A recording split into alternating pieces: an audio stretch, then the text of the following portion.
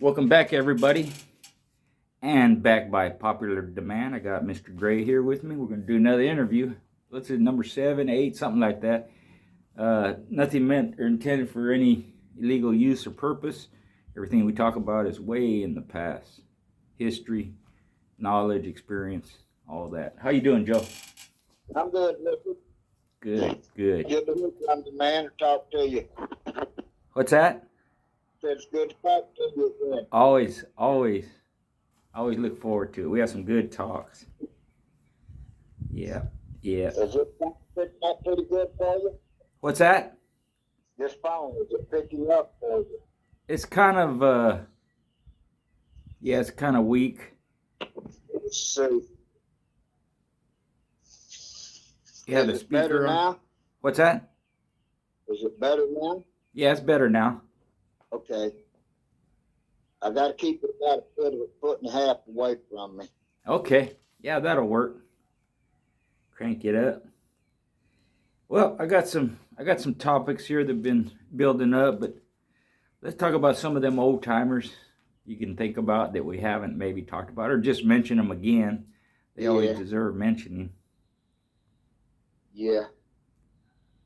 Well, I think we started on Jerome and didn't get very far into him. Right. And Jimmy. They were quite a pair, man. And those guys, they wasn't just bulldog men, they were bulldogs. You pretty much know what I mean. Themselves, yeah. Yeah. And like Mr. Jimmy, I don't know if I ever told you, but Earl would match fight Jimmy. Right. Yeah. Like bet on him? Yes, sir. Yeah. Match fighting, they called it. Yeah. And they were here one day, and Jerome said, "God damn, Jimmy, you remember the time Earl matched you into that big square-headed German from Ohio?" Jimmy, he's real quiet, he said, yeah, I remember that. Jerome, he's boisterous. "No, goddamn, Joe," he said, "you'd have had to seen it." He said his head was big as a 5-gallon bucket. He said, "And Jimmy come right here, even with his goddamn titty." And Jimmy bit his titty off and spit in his face, and he won the match. Jerome said, "Oh, man, all that big son bitch was doing was squalling. He won't loose." I bet. Yeah. And It's then, on too, Danny told me, he said, when he was young, he wouldn't have jumped on Jerome with a pitchfork. Really? That's pretty impressive, but Danny ain't going to jump on you with a pitchfork. Yeah, and he ain't no little man either. He's big. Yeah, with that, Jerome had a reputation, it's like part of his legend is he'd pull out a bandana and you hold one end and him hold the other, and y'all have a knife fight, and the first one to turn loose of the bandana loses. Oh, he'd do that, huh? Yeah, that's what they said about him. Yeah, they show that in movies. They had something like that in the Long Riders. Remember that with the Carradines and all the brothers in there? I remember all of them Kung Fu and all his brothers in that movie. Yeah. They did that type of knife fight. Him and the Blue Duck was his name. Another old timer that never gets any recognition is Mr. Wag. Mr. Who? Mr. Wag, Wagaspack. Wagaspack. Yeah, I remember that name. Mr. Wag. And Mr. Wag was a big deal of preserving and perpetuating the Pistol Pete blood. Okay. In Wag, Louisiana. Yeah, he kept it forever. Yeah. Well, from the time Pistol Pete come there, and he got with Ronnie, and Ronnie put dogs on his yard, Yeah. Yeah, I didn't know that. Yeah. I remember that name, though. I wasn't sure how to pronounce it, but now that makes sense. Wagaspack. Yeah. Wagaspack. Yeah. He lived at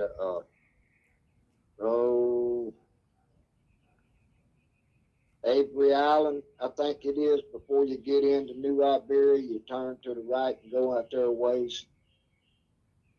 And he had crawfish farms.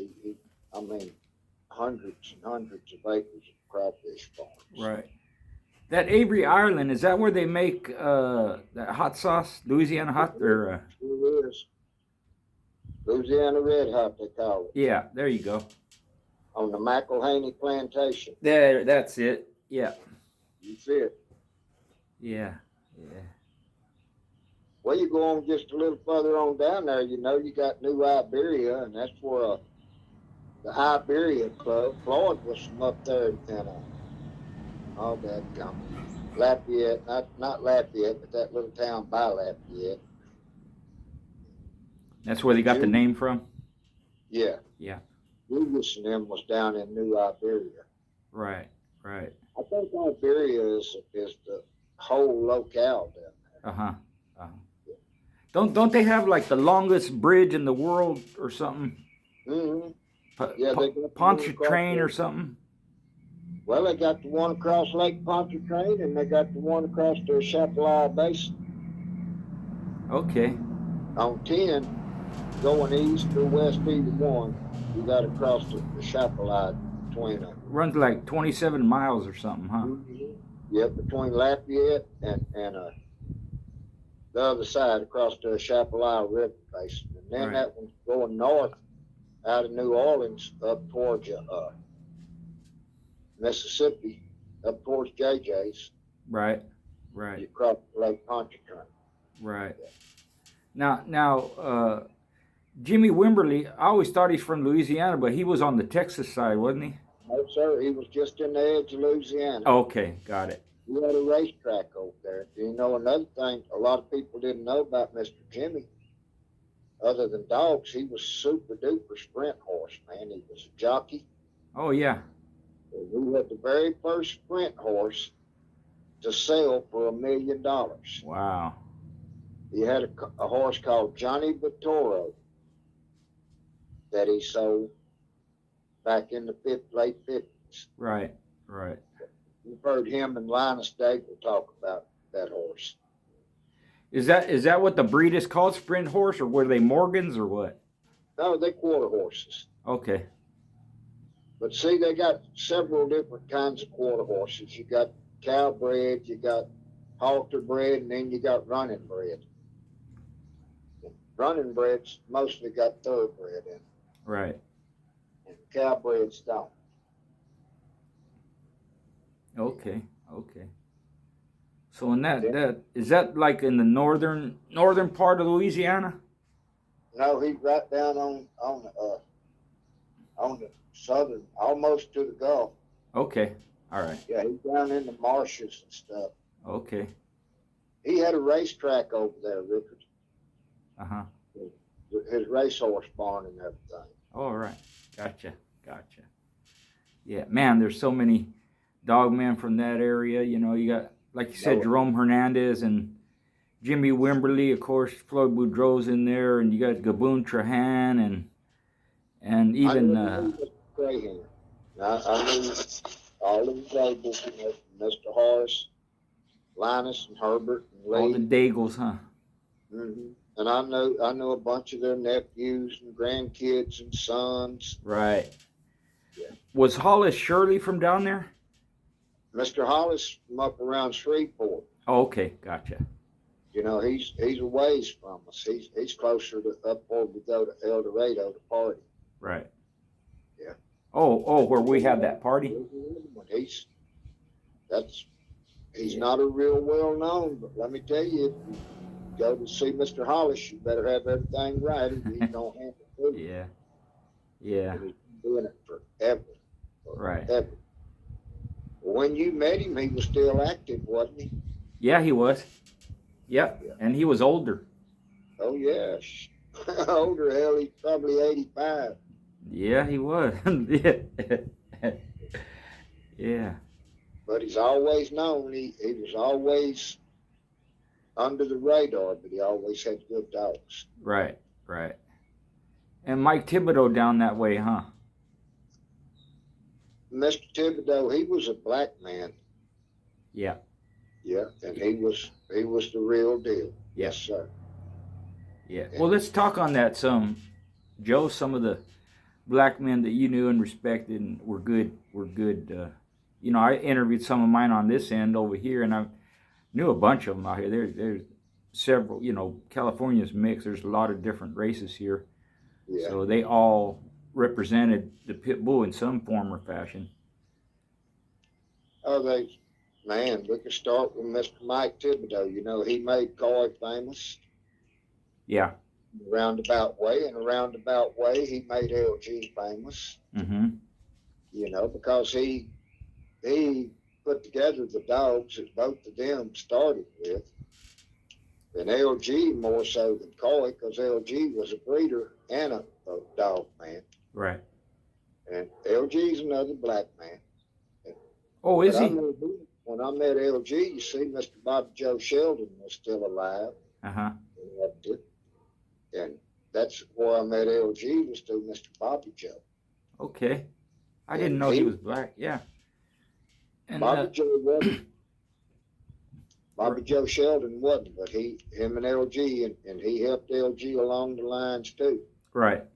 Well, I know Mr. Thibodeau had like Butcher Boy and Stompanato, Arts Missy stuff. There were some good dogs, man. He had a dog called Email that was producing some gun. He right. threw hard. It was unbelievable. Yeah. And that's the main thing I know about him. I seen him around. Right. Yeah. Yeah, Email was on the cover of the Sporting Dog Journal for one issue. Yep. Email was? Yeah, Email was. Uh-huh. Yeah. He looked like a brindle, I think, if I remember correctly. Email was the daddy of that damn Nemo dog, Coys. Okay, was he? Oh yeah, the one that was so game that you know, unbelievably game. Yeah. I tell people that's the best dog I ever saw Coy show. Is that right? Yeah. Yeah. That Coy's gone too, but I like Coy, but I was so disappointed in him. Yeah. He just let himself go. Yeah, man, unfortunately it happens too often, you know. When I met the boy, he was a kid and would stand up and look you straight in the eye and talk to you. Yeah. And he did a lot of dogs too. Yeah. Well, he lucked in, man. He got them two up there, Banjo and BB Red. He bought from McCool, and that was it. Then he had a little sister Freaky, and after that, I don't know, where his claim to fame is. Right. But them three, bam, bam, bam, he made grand champion with. Mm-hmm. And I tell you, all three of them was good. Yeah. I seen Banjo on video. I don't know who he was going into, but yeah, he was a good one. Probably stand-up. Yeah. And of course, you knew BB Red pretty good. Yeah, I knew about BB Red. Man, hard-headedness will get you nowhere. I figured that out. Yeah. Yeah, me too. It was my hard-headedness that took me so long to figure it out too, though, you know. Well, I chased her around for that last one, man. Did you? It's kind of a strange deal for that last one because Jack told the guy that had her on the last match that he would not recognize anything with him as long as he didn't do that match. Really? Yeah. And we put the winner of that show will be the cover dog of the journal, and you will be in the journal if you will. It wasn't much of a fight there, Richard. Yeah, I remember. Remember you telling me. Well, let's see. Kimbrough, Mr. Kimbrough, was a black man that I really respected. Mm-hmm. Really, he was a good guy, straight up, no cheating, and he was always there. Right. I think they went as Little Rock Dog Lords or something like that. He always traveled with Mr. Mason, who was another good guy. Yeah. straight up dog, man. Mr. Bryant was up there. And he was another one, buddy. You mess around with him, you better have your shit ready. He was. Yeah. I don't know if you know who I'm talking about. Oh yeah. Yep. Most of these people, they're from Louisiana, Texas area, yeah. Right up there in that little nucleus, Arkansas, Texas, Louisiana, Okay. the Bush League, you know, right up in there. Yeah. Yeah. That's Yeah, I was talking to one of the Bush League members this morning, yeah. talking to Roger. Right. Yeah. Some of them, I'm sure, have passed away. Of them black guys? Yeah. I'm sure all of them has. Yeah. Even Mike Thibodeau, he's passed away. Oh, he's probably been dead for years. He was an old man when we was young. Wow. Yeah. Yeah. I know Bobby Joe's dead. Sam Curry's dead. Right. And I tell you, Arthur Ray, Uh-huh. you know who I'm talking about? King Arthur. Yep. Yep. He's dead. That was a very good friend of mine, Arthur Ray. Uh-huh. He spent many, many Saturday nights up here, you know. At your table. Oh, yeah. Well, he spent the night in my house, man. We was friends, you know. Mm-hmm. And like I was telling you, I was talking to a young guy that his daddy was a friend of mine, and he was black. And I told him, you know, what you and I had discussed, and he said, I think y'all need to. And a couple other people, Richard, has called me and told me that the things you do and talking to me also said the younger people need mentors. Right. Well, you guys were mentors. He said, Yeah. I get positive feedback all the time. I get the same thing, you know. Yeah. And they recognize that a lot of the older guys are passing on, you know, and with them goes that knowledge. So I try and get as much of it from them as I can before they do pass on, you know. Well, our friend Gene, I tell you what, man, you ought to get on Yeah, should, huh? Do another one. his history. Yeah. Because he started at 15 working at the oil and Tommy showed you. Man, that was a long time ago, too. He went to Vietnam and took a break.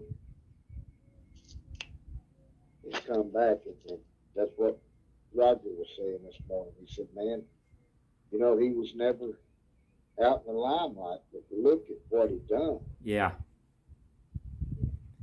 Yeah, well, I remember him because I used to follow everybody of, you know, that I see was consistent, or you'd see their names, you know, the dogs and all that. And his name would always pop up in the magazines, you know, with Fred T. and Red Baron and Tonka and, you know, Duchess, bunch of dogs, you know. But all of them damn dogs, Spade and Smiley, Bruce, all of them he conditioned. Yeah, tons of them. And he was young, so he did. He was in the dogs before he went to Vietnam, and then re-upped after he came home, right? Yeah, well, actually, he's like, I think he's 75 years old. Is he really? Older than me, about 2 or 3 years. Wow. At 15, it was an old man had lived by him, give him a dog if his mama had let, not his mama, his grandma. His grandma raised him and Bill. She let him have it. He messed around, went down the road and whooped somebody's dog with it. They found him another one to whoop with it. Tommy Sherwood was there when he whooped the second one with it. Tommy pulled him to the side and told him, son, here, you ain't got to worry about dogs or nothing else. I'm going to give you the dog. You're going to do this for him. We'll bet on it and pay you. So Gene got in the dog. That's how it started, huh? Mm-hmm. Nice. He said he went in to Danny one time. And him and Danny worked on the same damn team and didn't even know it. Really? Yeah. He said when he went to Danny and beat him, Danny told him, now I know who you are and where you're getting them dogs. And Gene said, what do you mean? He said, what I mean is that dog was tied in my yard 2.5 months ago. Yeah. Yeah, that's interesting, man. A lot of history there. Yeah. Yeah. Them guys, like I said, I love to just sit and talk to them. Yeah, just listen. I think Mike Thibodeau was there, when we went that thing in Louisiana back in the 80s. I think that's where I first met Mike Thibodeau, right there. Yeah. Yeah. Well, he was, and I'm not being prejudiced and facetious or none of that. Over here, Mr. Thibodeau was what we call red bones. Right. Yeah. And so was Mr. Brown. You know what that means? No. They're not brown. Oh, okay. They're red. Right. Yes. Yeah. Is that the? It's different influence of race, right? I think it's bloody. Willard was a red bone. Right. I heard he died here a while back. Mm-hmm. Did you hear that? No, not that I recall. You know who I'm talking about? Willard with war paint kennels? Yeah. Yeah. He was red. He got a wide path over that way. Okay. Put on some huge clothes. Yeah. Well, war paint. Didn't they have? Did they have Finley Bulldogs or what did they have? Dogs from RC and Greg. That's what I thought. Yeah. Yeah. Yeah. Yeah. Matter of fact, we beat one of those dogs with old Nuki, Gizmo's littermate sister. Beat their champion Josie there. Okay. Yeah. Yeah. Yeah. Now, Then we lost Nuki in Mexico first trip down there. Say that again. I said, then we lost Nuki on the first trip we took to Mexico. Oh, okay. Gotcha. Lost the match and the dog. Yeah. Yeah. To who? To Tacho Monte. Oh, really? Yeah. Tacho. Yeah. Yeah. Yeah. Well, Jerome wasn't he like Spanish and Creole and? I don't know what the hell he was. I thought his name was Hernandez. Right. So that's the Spanish side. The Spanish, Hispanic, Right. But he's kind of dark. Yeah. Well, a lot of those Cajuns are. Mm-hmm. He talked with the Cajun accent. Right. Not as bad as some of them, Right. That's like Mr. Lee. You can tell where he's from just when he goes to talking to you. Yeah. Yeah. Yeah. I tell you, I listened to his interview a couple of times. Mm-hmm. But like you said, that's a history going back. Mr. Horace, who's dead now.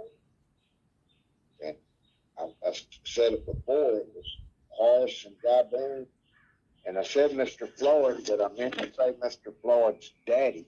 Yeah, Cleon was his name. They come out with them dogs. Yeah. Yeah. You have a picture with him in it. Him and, I think it's him and Gaboon and Black Widow. With Floyd's daddy? Or Floyd's daddy. Yeah. Horace. Yeah. Yeah. Well, see, Mr. Horace was a jockey also. He was a little small man. Okay. Yeah. Yeah. I think Crush put in there on one end, they wasn't nothing Mr. Horace couldn't ride. Yeah. Yeah. Yeah.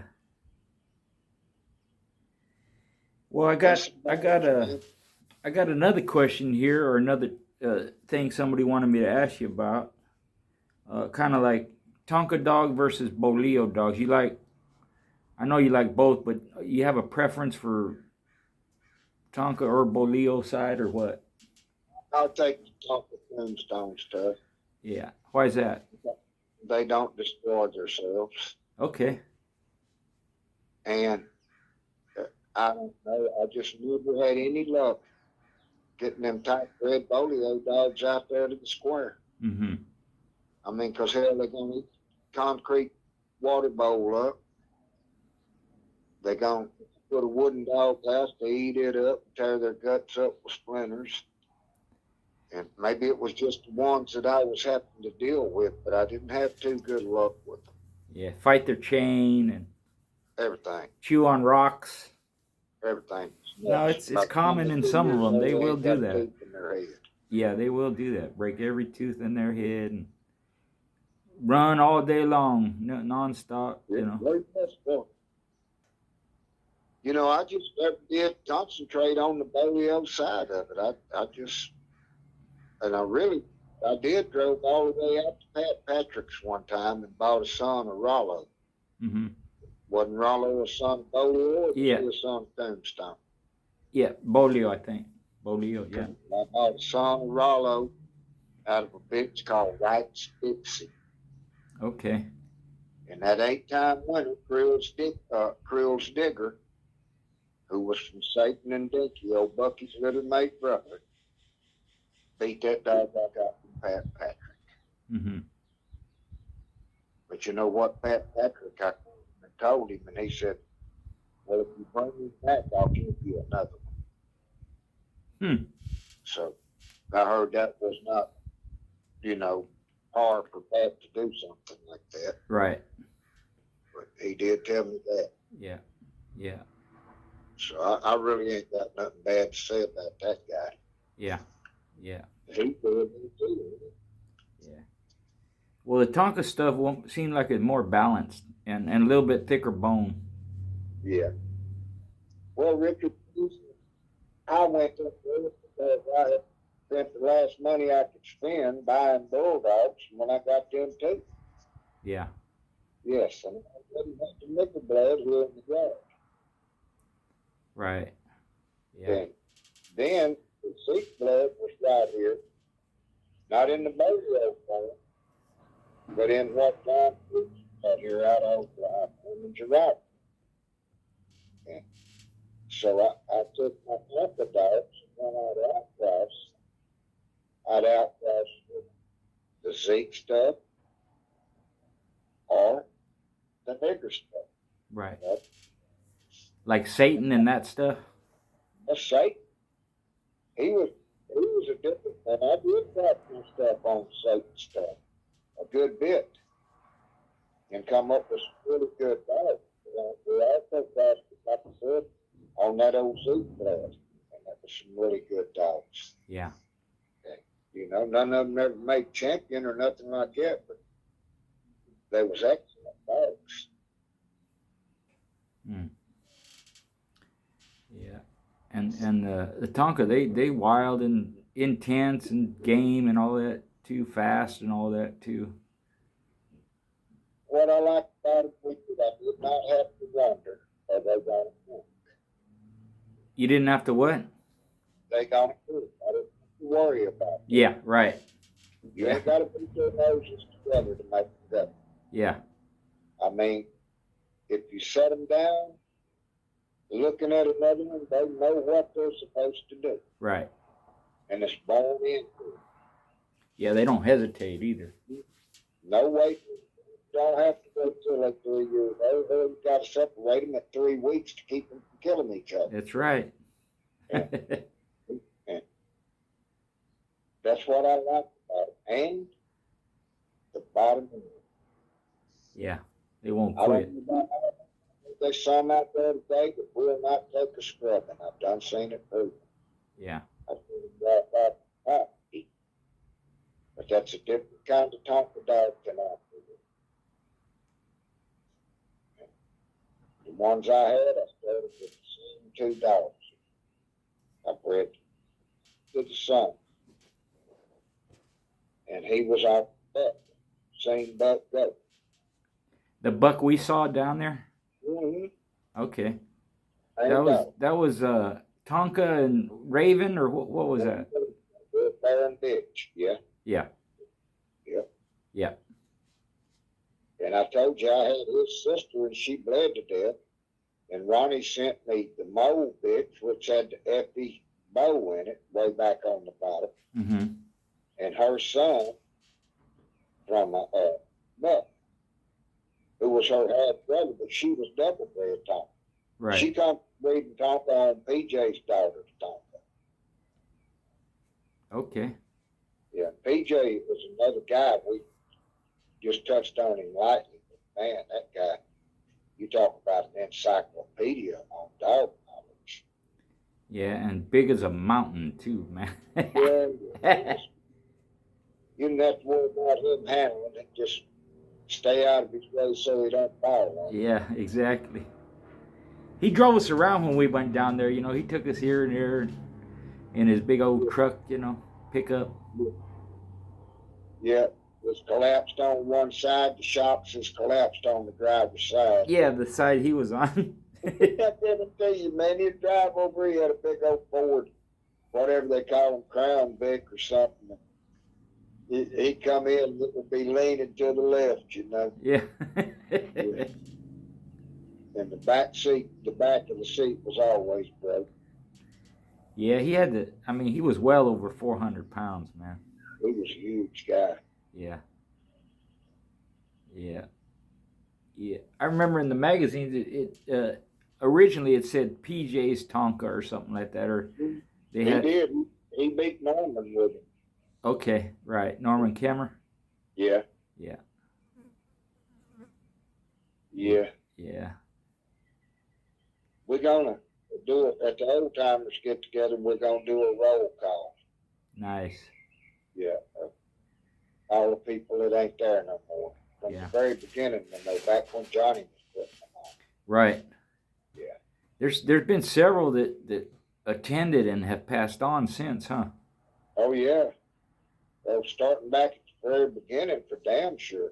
Yeah. And since Mr. Bean took over, it's been several. Right, right. Well, hell, Johnny himself passed away. Yep. Right after his first, the last one, I guess. Yeah, yeah. The first one I went to, he wasn't long after that. Yeah, well, see, we had done, I think, 3 of them before then. Right. Before the COVID. Right. Oh, there's some guys. Jose. We talked about some black guys. Let's talk about some Mexican guys. Okay. Jose Gautier. That's one of the first people I went into. Him and Mr. Eddie Torres. Right. I remember them names. They're both gone. Yeah. Yeah. Mario Gomar, he's gone. Right. Another good dog, man. Mm-hmm. I tell you what, Mr. Eddie had a dog called Grand Champion Sabacha that tanned my hide, man. I couldn't touch him. Man, his mouth was like faster than a rattlesnake. Wow. Really? Yeah, he's like that. And hell, he shoved all the teeth out of my dog. Yeah. Okay, man. I had win too with Co-Man. I beat James Crill's Jug with him. Then I beat that son of Hoodoo with him. Then I went into Grand Champion Sabacha and got beaten right at 3 hours. Mm. How was he bred? Sabacha? Mm-hmm. They said he was Zebo breed. Oh, okay. Whatever Mr. Eddie was running back then, you know, he was out of Monterey. Right, right. I wonder if it was Zebo with Carver stuff. Probably was, because you know they had a lot of that old Carver blood there, and Jose was big on the Bully Son stuff too. Yeah, because Carver himself bred to Zebo. There's I forget the dog's name, but damn it, but there's a breeding that one of his females. I forget if it's One Eye or Miss Spy. One of them bred to Zebo, and produced. We lived down there with Jose off and on for several years. You know, when he moved the place to go, he'd go stay with Jose. Right. Down at almost Texas. That's just city limit sign, both signs is on one pole. Yeah. Yeah. Well, if you're in Texas, you're gonna have some kind of Eli, Bully Son, Carver, Yeah. you know, Tonka, mix somewheres around there, you know. Like that Zebo stuff too. Like I said, WA liked it. Yeah. He loved it. Yeah. Yeah. And he had a good bit. That Rodney dog. I don't know. I think Black Diamond might have been bred by Mr. Dan Almendarez. I'm not certain. I think so. I think so. And hell, Zebo was gonna fight on that card in Mexico. I think that didn't never happen. You know. Yeah. Yeah, I think he was on that card. The one with the big old wooden trophy, the two dogs, you know. Yeah. Going at it. I have a picture of that. I didn't see that one. Is that when they took their cowboy boots and rings and everything? Yeah, I think so. Yeah, Roland was in on that one. Yeah, and the tail, you know, what's his name? Larry McCaw, the one who owned Golden Light Barney, he ended up with that trophy. Yeah. And the tails broke off, so Terry Williams reattached them. He redid the tails on them, but that family still has that trophy. It's about, I don't know, it might be like, it's like 3 feet tall, 2.5, 3 feet tall. That'll be 50 years old. Yeah. Oh yeah. Easy. That was in the, I think it was in the 70s, late 70s. Yeah. Yeah. But the family still has it. His son had it. He paid some kid to go into the motel room, paid him $100 to go in the motel room and get it because they just took off. Everybody left it. They just left it, you know. Yeah. Well, you know, I left every one of them things I was ever handed. Yeah. Yeah. I never collected the trophies or the plaques or anything. That one that I got out there that OTK gave me. Yeah. With my hero and old booger on the front. Yep. Picture of him, I got that. I have a picture of that. Yeah. Yeah. You still have it? The plaque? Yeah. Yeah. Good. Yeah. I still got it. And I got the one that they give me up there at the old timers get together. Oh, yeah, yeah. Nice. Yeah, Joe, they're nice to get, man. Nice to be remembered, you know, while you're still alive. Shit. Well, it makes me feel like, goddamn, you know, I don't deserve none of this. Well, the way you know you do is when somebody else does it for you.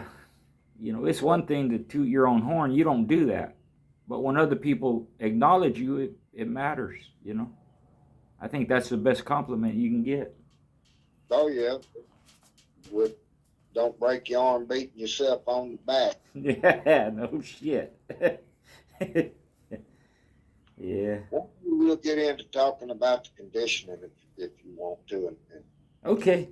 Let's do that on the next one, Joe. Huh? Let's do that on the next one. All right. People be chomping at the bit. Unless you want to cover some now, a little bit. No, it don't matter. I've just been listening to some of them you've been doing on conditioning. Uh-huh. You know, you know, we differ in certain things. Right. I think the concept is the same, you know. You need good air, you need some strength, you know, you gotta, it's nice to finish early, everybody loves it, but you gotta, sometimes you hang around for a while, you gotta be ready to do that too. Yeah. I think that's a forgotten art sometimes. To me, you know, might grow up to be a match dog. You never have that dog grossly obese. Nope. No, you raise him up to be an athlete. You exercise him. You run. And just like my son replied, you know, it's not that they're poor. You maintain them on the yard. You're athletes at a pound over their match weight. They're healthy. And they slick, and they ain't got bones showing. Yep. So you don't have to strip them so quickly. That's right. Yeah. That would make them weak, you know. And like you said, the key thing is they're an athlete, so you got to raise them and treat them and feed them that way too. It makes no sense to have them obese or heavy, even overweight. That just it goes against the very nature of what you're trying to do with them, you know, if they pan out. I told you about what my old daddy told me. He said, son, if you got to pull 5 pounds off of that dog, which that keeps his start, minimum 5 pounds over the weight. He said, you got 5 weeks to pull it off from him. He said, you ain't done nothing but killed your dog. You crashed him. Yep. He's the one that taught me the concept of bringing them down right at the weight within 2 weeks' time. And I don't, you increase the feed if you need to. And there will come a point into it that, you will have to increase the feed. Yep.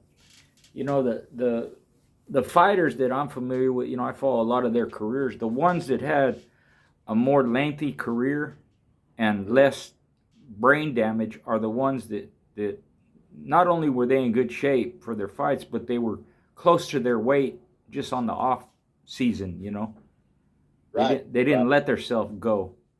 They didn't get fat and have to crash and pull it all off. Yeah. And they fought regularly, which a lot of them, that's why they did it. Someone like Duran, who loved to eat and he'd get overweight, that's why they kept him so active. He had a lot of 9 title fights, and he'd fight every month or every 2 months like that, just to keep him from getting too heavy. But several of them, like Arguello and Hopkins and Bobby Chacon, they were always real close to their weight, within 5 pounds of their weight, And I think it gave them longevity, at least in their career. I never watched a lot of boxing that bored me, really, but I tell you, one boxer that I admired was Julio Cesar Chavez. Yeah. Well, there's a good example right there. That dude fought. Yep. What, he had close to 200 matches? Well, he had well over 100. He had over 100, and maybe 130, 140 or something like that. He had quite a bit, which is really, for this day and age, it's unheard of. You ain't gonna see that too often, Well, that's a verified matches and so. Yep. And, But back to the dogs, I think it's better for them to have them close to weight. Oh, yeah. And, and that way, when you start to keep, you ain't going to melt him down, because right. he ain't bad, he ain't going to wear out. Right. You're building them up instead of tearing them down. And another thing people need to learn is leave the dog alone. Hell, don't stand there and gun him and gun him and gun him and gun him. You're going to kill him. Yeah. Yeah, they send me all kinds of vids like that, and that's what I tell them, Why are you pushing him? Don't push him so much. When he wants to slow down his pace, let him do it. Don't force him to work. You'll kill him, That's the worst thing about a treadmill, is people don't have the, common sense to use it. Right. They want to stand there and gun their dog and gun him and gun him and gun him. I mean, to utilize that treadmill correctly, put the dog on it and get away from him. Mm-hmm. And, let him trot, let him walk, let him. Yeah, that's how I learned. I screwed him up doing that. Yeah. Till you figure out that ain't good. That's stupid. Yep. And once you just, there's times when you can encourage them, and there's times when you just back off. But if you just if a dog will run a mill, you put them on there and just leave them alone, they'll run it however they need to run it. If they enjoy it, they'll run it, they'll trot it, they'll walk it, they'll sprint it. It goes back and forth. He'll run. When he needs to trot, he'll trot. That's right. And it kind of, for me, the workouts, I tried to simulate what was going on in the box, and that's how they go. You start off fast, you back off a little bit, you move around, you slow down, pick up the pace, this and that. It goes like that. Yeah. So that's kind of how the workout should go too, in my opinion. Well, what I do the weight work first. And that was about 40 minutes. And they never trotted, they only walked then. Right. And then I'd put them on and put that bull hide in their mouth and just let them do what they wanted to from that point on. Yep. If they jump the bull hide, which they're going to do inadvertently, then they off in a sprint. Then they're going to break that down to a run and then a trot. And as long as they moving, that's okay. But if they won't stop and look at the bull hide, I give it to them. Right. And, you know, you can do that 4 hours a night. Yeah. Now the weight pull, did you start off with a certain weight, or you build up to a certain weight? I build up, and what I did, Richard, I would take the scales and hook to my weight pull harness, and I'd drag the weight pull harness, and I'd put the weight on it until I could see I'm dragging approximately, if my dog's hooked at 40 pounds, say. Right. I'm dragging, okay, them scales is reading 40 pounds with me dragging. Right.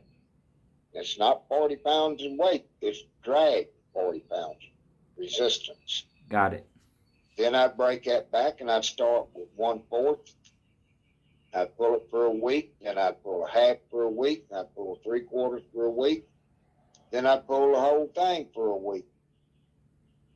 And then in the 5th week, I'd pull it only every other day.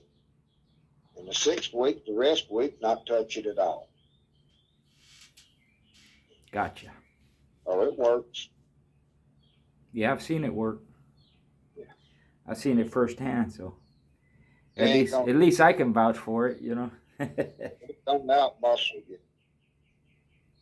You know, my theory is if you can drag your weight 2 miles, you can push it 2 miles.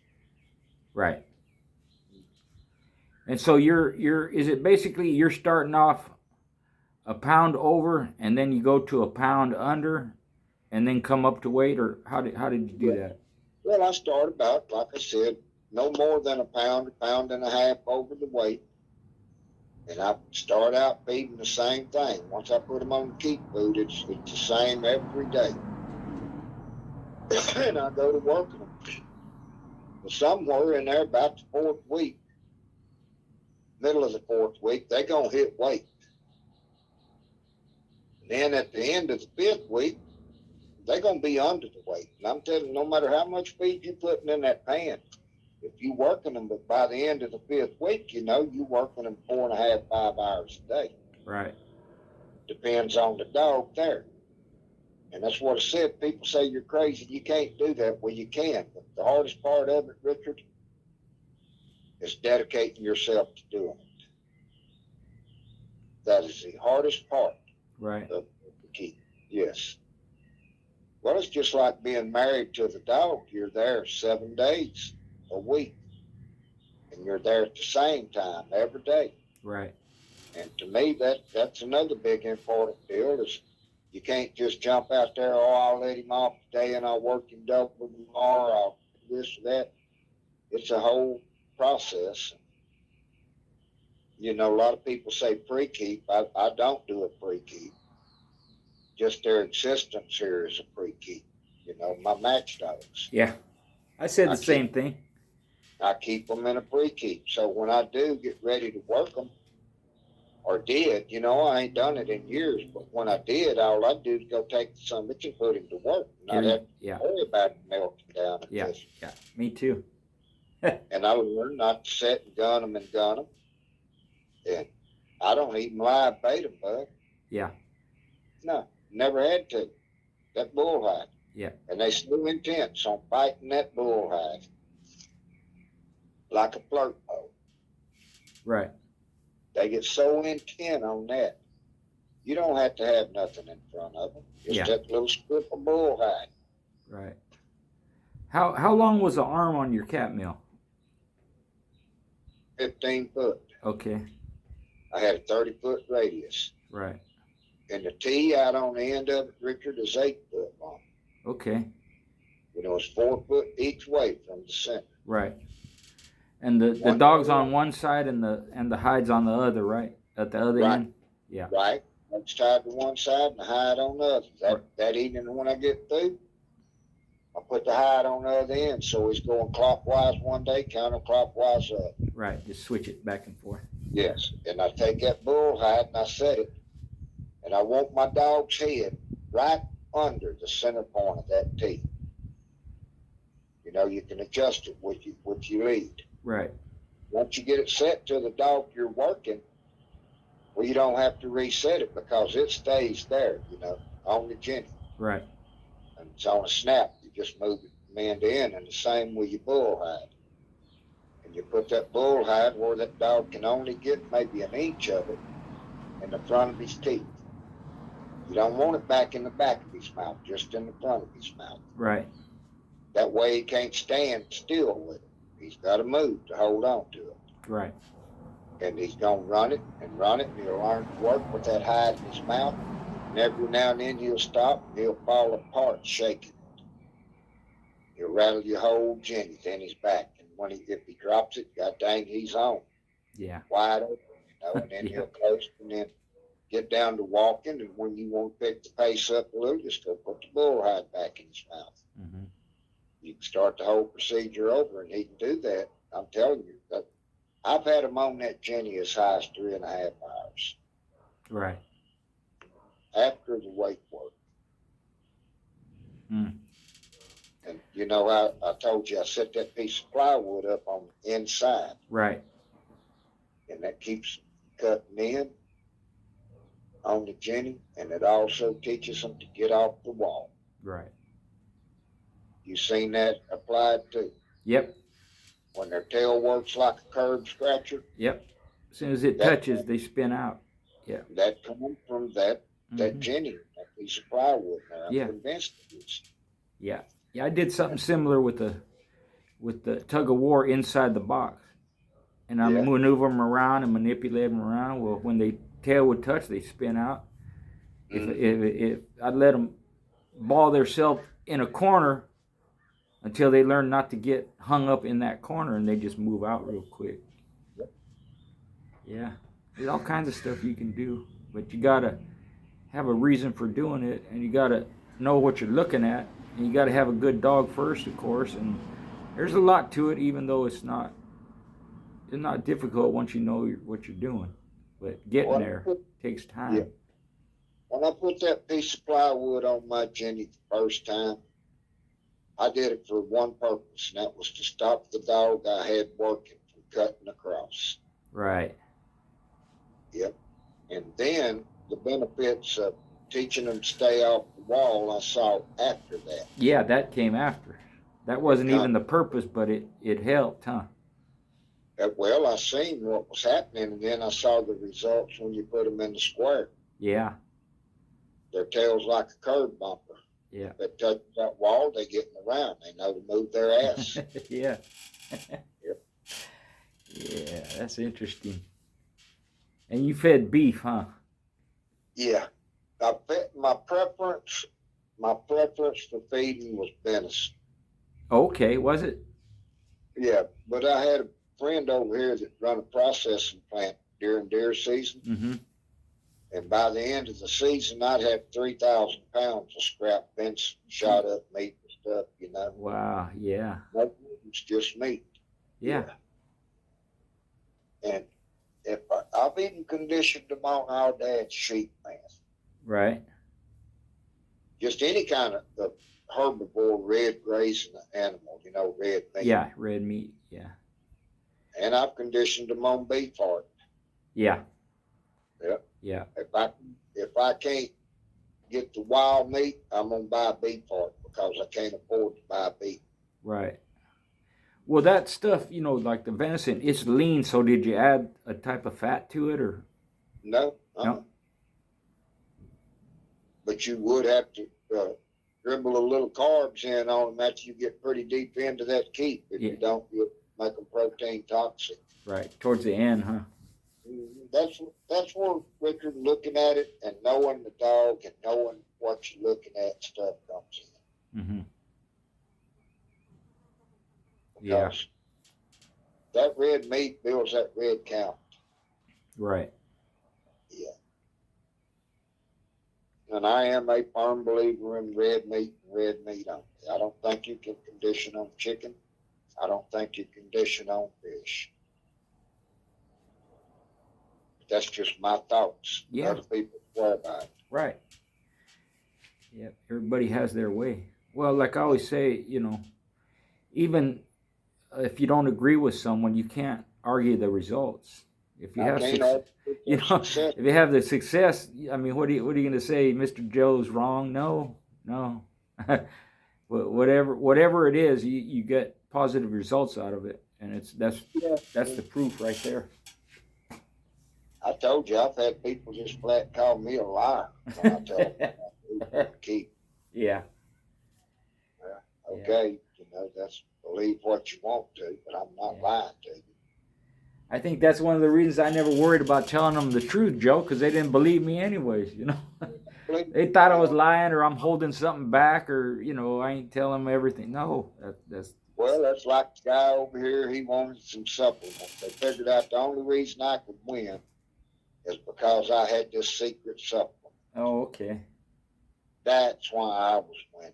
Yeah. So everybody jumps on this supplement bandwagon. I went over to my buddy Doc, you know, with this other guy to help him. I said, he's okay, let him have the supplements and all, you know. 60-mile one-way trip. And we get back here, and hell, next thing I know, Doc's calling me. He said, you ain't going to believe who just left here. I said, who? He said, that guy. He goes all the way back over here and asked me how to use them supplements. Yeah. I thought you didn't know to ask you.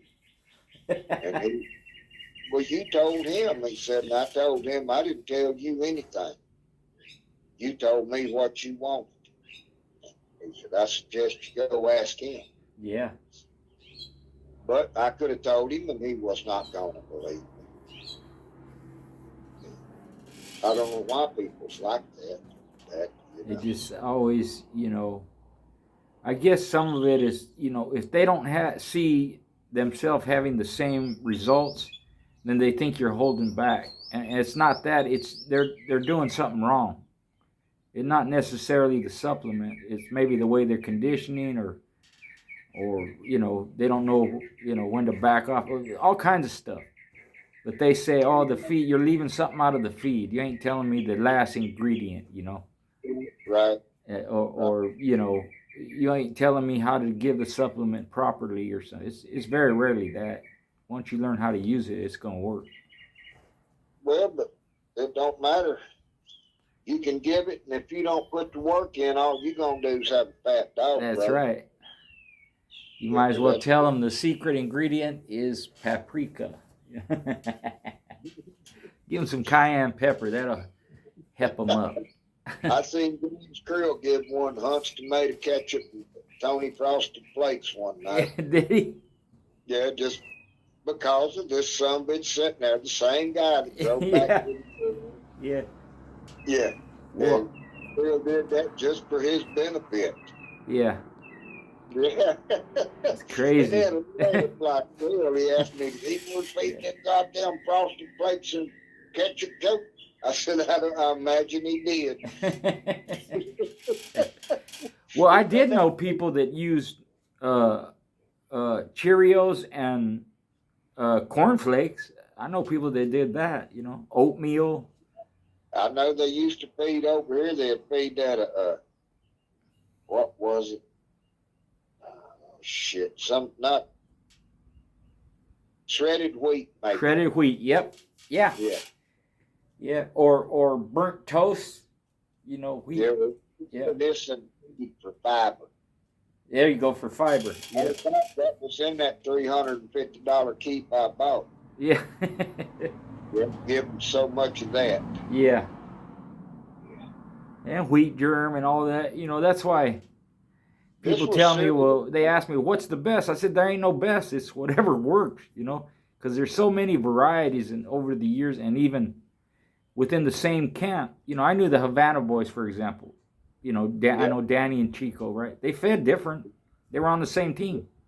They worked different. They even picked different weights for the dogs. One like a little lighter, one like a little heavier, you know. They both won. They was fortunate and bought into some good dogs, too. Yeah. Oh, yeah. Yeah. I think Danny's going to come to the old time party. Well, that's good. Yeah. Yeah, he I should. talked to him one day. He said he's gonna come. Yeah, he should go. That'd be good, man. Well, I told him and Miami Tony, why in the hell don't y'all just get on the airplane together and rent a car together when you get to Little Rock? Yeah. Yep. And just go from there. It ain't far. Fly into Shreveport. Shreveport's actually closer. It's closer, huh? Yeah. Yeah, that's what we did. We just went to Shreveport and then drove. Or hell, Mike had to come and get us. Remember? Yeah. We couldn't get no car. That's a good guy too. If it wasn't for you helping us out, I don't know what we'd do. We'd still be stuck there, man. Sure. We didn't have nobody's number. I just had yours, Oh, well, I called Mike for you. Yeah, you called Mike for us. Yeah. Yeah. You said, let me call Mike and he'll go pick you up. I really? Yeah, okay. And then he called me on my phone and then he come and get us. Yeah, he's good people. Yeah, he good people. And then took us back, after it was all over too. So. Yeah. Man, he knows people all over too. Yeah, he does. I don't say too much about him because he's well, well-informed, knowledgeable guy. Yeah. Man, he fed us good too. Oh, yeah.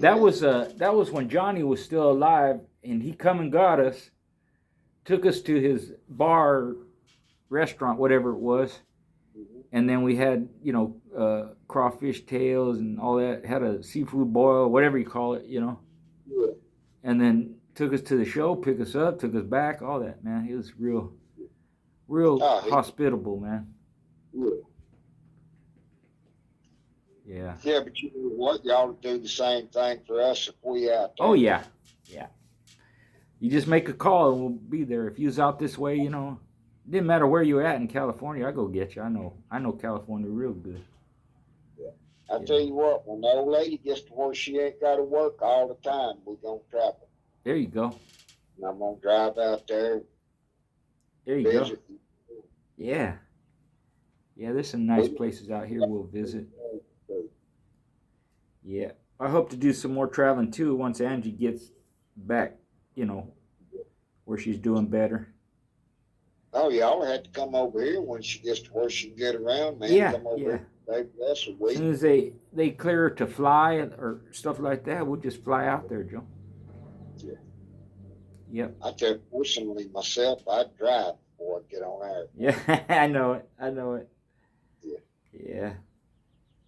Well, hell, I've driven it. Well, I've driven all the way to Louisiana, at least, Well, I tell you. I've been to Texas, drove to Texas a bunch of times. First time I saw OTK, he pulled up here in the driveway by himself. Yeah, by himself, man. Yeah. Just a kid. Ricky Vieira drove here by himself, too. Yeah. He didn't have as good results as OTK. Right. Yeah. Well, I've been out there with OTK. We went to El Paso, where else did we go? San Antonio, I think. I've been there two or three times with them. And then me and Angie drove out to for a confirmation show I judged to right there near Austin. Yeah. Yeah. Well, when you get to El Paso, you're still about 12 hours, mate. I know it. When you get to San Antonio, you're about 5.5 or 6 hours. Right. Yeah, Texas is a big state, man. Yeah, when me and Angie went, we saw a sign that said, we stopped at the gas station and we're leaving, and the sign said, next gas, 123 miles. Oh, yeah? Yeah. And I tell you what, when you see that sign, if you're not full, you need to stop and fill up. You need to fill up, man. And then when you get that 123, you better fill up again, man. Right. But yeah. Them stores might be closed when you get there. That's right. Yeah. Yeah, a lot of places out there in Arizona, too, they close at 6 o'clock still, like back in the day, They ain't got no 24 hours thing. When you get west of Junction, Texas, more especially at night, You better make sure you fill your gas tank up every time you see a gas station that's open. Right. Yeah. Yeah. Yeah. Yeah. Where's that one place? They used to have shows out there all the time. Bobby Hall, he matched a little female there. I keep forgetting the name. Damn it. What's his name? He fought there too. It was the son of Stomper. But they used to have conventions there all the time. I forget. But now they had them all over Texas, man. Yeah. All over the place. Out that way, not Bastrop, not Seguin. No. If I heard the name, I would remember it. They used to have some pretty good shows in Seguin. Mm-hmm. Mm-hmm. That's where Jose and dadgummit, what was that other old boy's name? Eddie? He died too. His name was right on the end of my tongue too. Abel. Mm. Mexican dude named Abel. Okay. Yeah. Yeah. Him and Jose were pretty good friends. Mm-hmm. Yeah. Yeah. Well, Joe, our time is about up, man. It's been a good talk. Like always, people are going to love them tidbits on condition you gave. Next time, we'll talk some more about it. Go through it and give some more tips. Well, yeah. Like it don't seem like we already discussed anything. I'm sorry, what's that? Said it didn't seem like we hardly discussed anything, but we talked for an hour anyway. Yeah. Well, that's how we do it, ain't it? We talk and talk. What's the longest we talked before, Joe? Like 2.5, 3 hours? Oh, I don't know, man. Long time, man. We had a good conversation when my old lady was off in Vegas. Yeah. I think one time we talked, the sun was out. When we were done, the sun had gone down, man. Well, I had some long, extended conversations with Mr. Bain, too. Yeah. He's good people to talk to, man. Well, Roger and I was talking one day. I hope that old man will just turn loose and give you some info. Oh, it'd be great. Oh, it'd be great. It's unbelievable. Yeah. Things, the dogs and the people. Yeah. All the travels and what he's seen and what he done. Yeah. Yep. And the dogs he's owned.